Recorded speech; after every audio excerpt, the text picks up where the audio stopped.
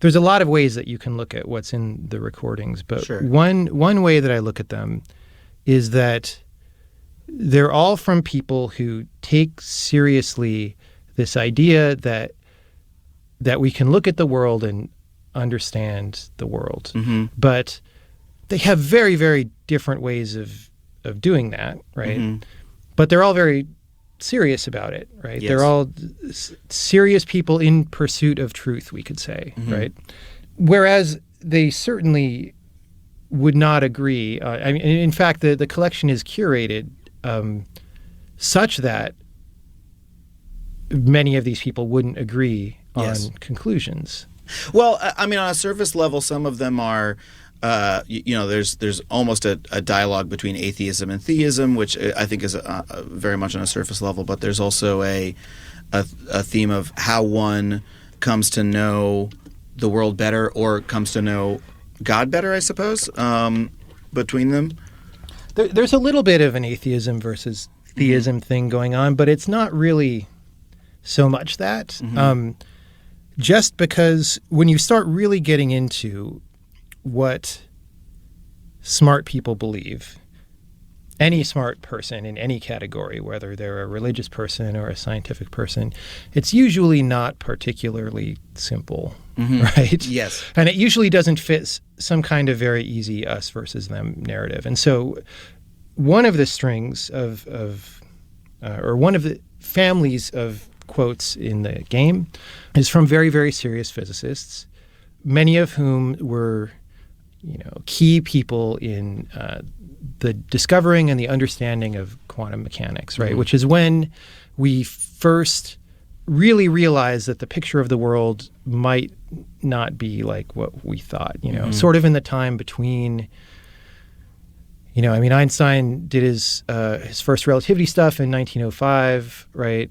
And through about 1930-something, 1935 maybe. Don't sue me if that's wrong. But, like by the mid-1930s, we were like full on into getting that this was going to be really weird. Yeah. Right? At least, so let me segue for a second, right? My training is as a computer scientist. I went to school for that. And so there's some kind of ambient culture of smart people and what they think and what they believe. Yes. And it's probably a little bit different today than 20 years ago when I was in college and stuff. But I could sort of jadedly summarize that as like, well, this is a modern day when obviously we have all this cool technology that works that people in the past didn't understand.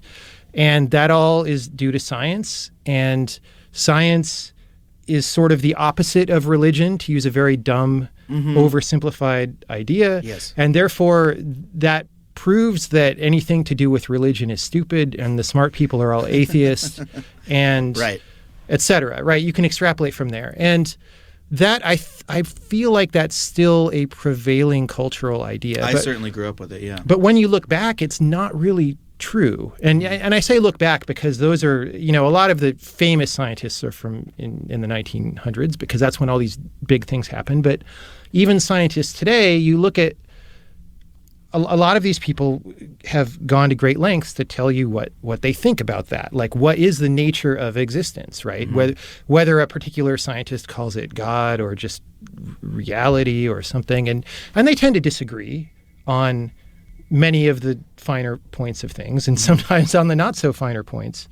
But it certainly is not the case that there's this kind of, if you're not an atheist, you're stupid idea, right? It's almost the opposite of that. There's a few very prominent atheists who are also great scientists, Richard Feynman being one of the prominent ones who gets a lot of sort of airtime in the game.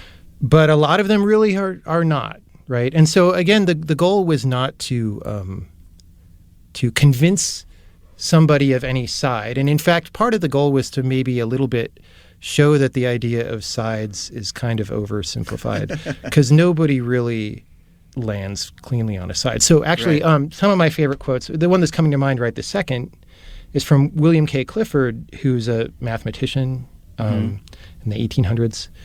And there's a quote in the game, it's a parable about a guy who owns a ship, and he's doing, people are paying for passage to travel across the ocean and Right. live somewhere, and he just chooses to believe that the ship's going to be fine, right? And the ship actually sinks and kills everybody, but he believed in the ship even though it was wrong, and so he's not guilty. And Clifford says, no, he's guilty, right?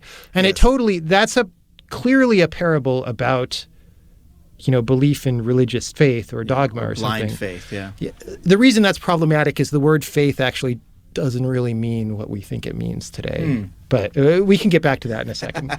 So it's obviously that, right? It's a parable saying, don't do that kind of thing, right?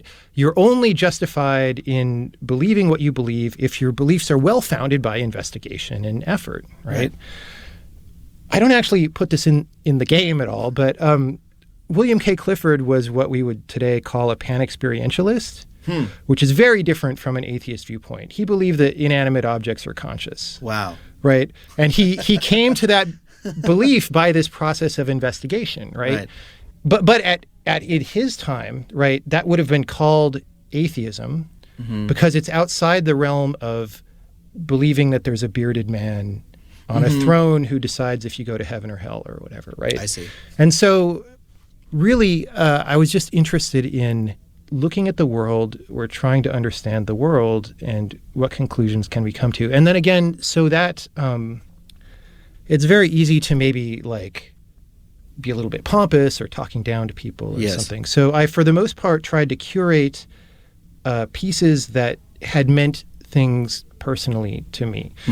So some of the more modern pieces in the game are either things that at some time in my life I had seen and were important to me, or that I was present personally at a particular event at a particular time, because I'm old enough that that's happened a few times now.